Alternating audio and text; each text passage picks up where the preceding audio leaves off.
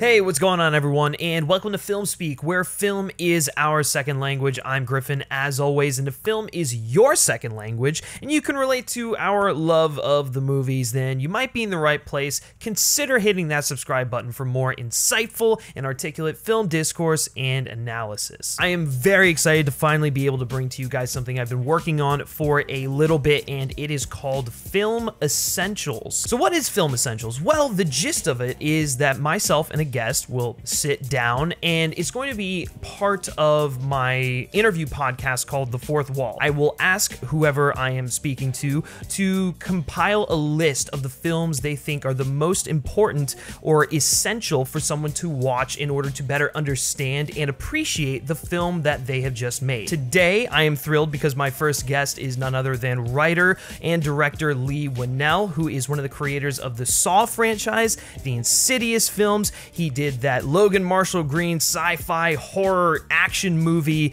Upgrade, and is now the mastermind behind my favorite film of the year thus far, The Invisible Man. Like I said, this segment is actually part of my Fourth Wall podcast, so if you want to listen to the rest of this amazing conversation that I had with Leigh over the course of 30-some minutes, you can head over and check the link over there. There will be a link in the description to the podcast feed, all sorts of stuff. Seriously, guys, it was one of my favorite interviews I've conducted thus far, and this portion of it gives us a nice little insight into the trajectory of where Leigh wants to take his career. And so, without further ado, let's get into this thing. Here is Film Essentials with Leigh Whannell. I do want to do a quick segment that I like to call Film Essentials. And actually, you're the first guest for this, so it's going to be awesome.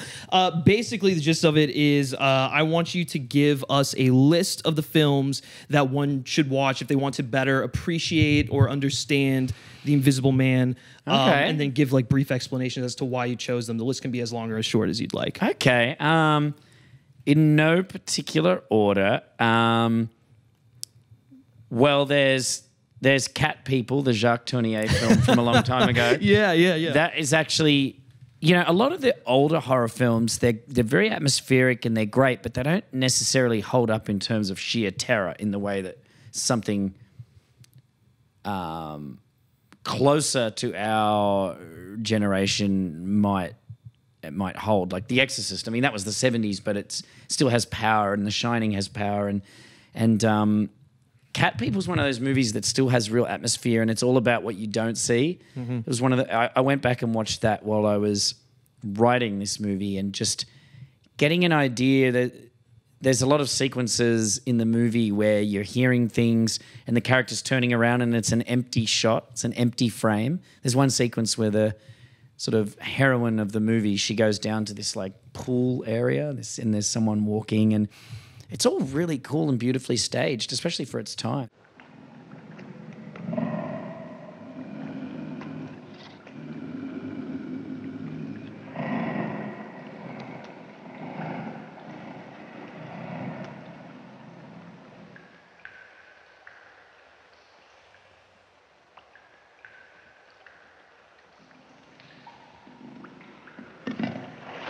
So that's one.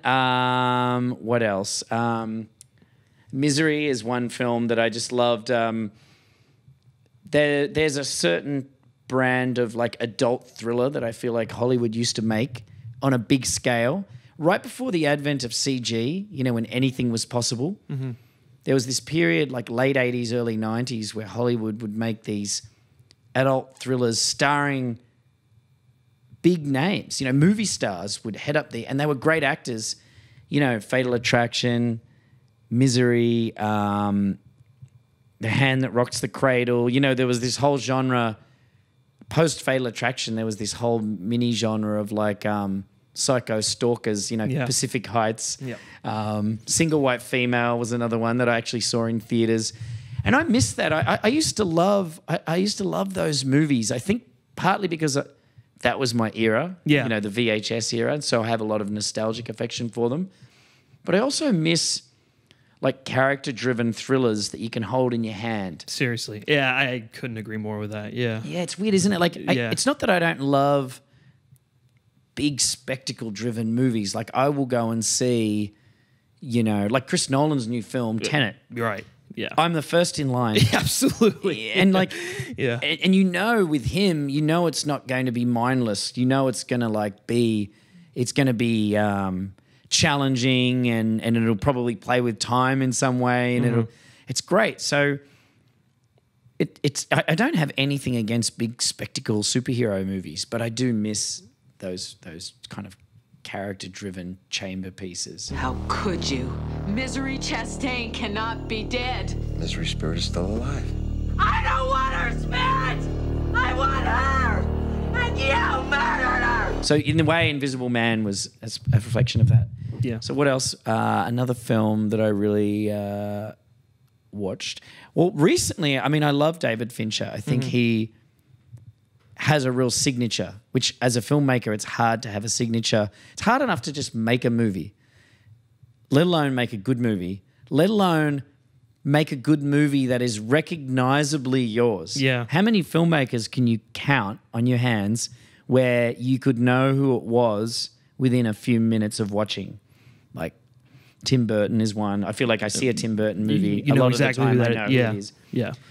Scorsese, you know. Right. And Fincher's one of those people. He is, yeah. He has a style, and I really admire that. That's what I aspire to. Like, I'm pretty superstitious, so I shouldn't say this out loud, but you know what? I love your podcast. Oh, thank you so much. My big goal in life, in however many years it takes, if I can manage it, would be for people to say, "Oh, this is such a Leigh Whannell movie." Like to have a stamp. And, you know, it doesn't take much, but it's just something that's recognizably yours. And Fincher, I love his style. I love the fact that he just doesn't care. He's doing his own thing. And Gone Girl is obviously it's based on this very famous book. That's a great book, but it's so Fincher. And it has that feeling of those 90s thrillers we were talking about. Yeah. It has that feeling of like, it's complex psychologically, and it's brutal, you know, there's blood and there's scenes. Yeah. You think I'd let him destroy me and end up happier than ever? No fucking way. He doesn't get to win. So, yeah, I'd say those movies would be ones to go to. Those are three excellent movies. I a little film festival there for you. Yeah, there you go, guys. There's the Invisible Man Film Festival. Thank you, Leigh, so much for coming on. Thank I really you. I appreciate appreciate it. Cool. This was one of the good interviews. Oh, perfect. There you go. You got the seal of approval. You got the seal of approval. Well, there you have it. Cat People, Misery, and Gone Girl. Those are the three films to watch if you want to get a better sense of what Leigh's headspace was while creating The Invisible Man. The Invisible Man is now playing in theaters. Highly recommend going to check it out if you have not done so already. Be sure, as always, to subscribe to the FilmSpeak channel for more movie reviews, podcasts, and all sorts of that good stuff. Film is our second language here, and if you can relate to that, you're definitely in the right place. So come join the community here. As always, guys, you can like FilmSpeak on Facebook, follow us on Twitter simply by searching FilmSpeak, and lastly, if you like me specifically, you can give me a follow on Twitter at Griff Schiller. All right, that's going to do it for episode 1 of Film Essentials, guys. This was a lot of fun. Can't wait to bring you episode 2 in the near future, but until then, take care.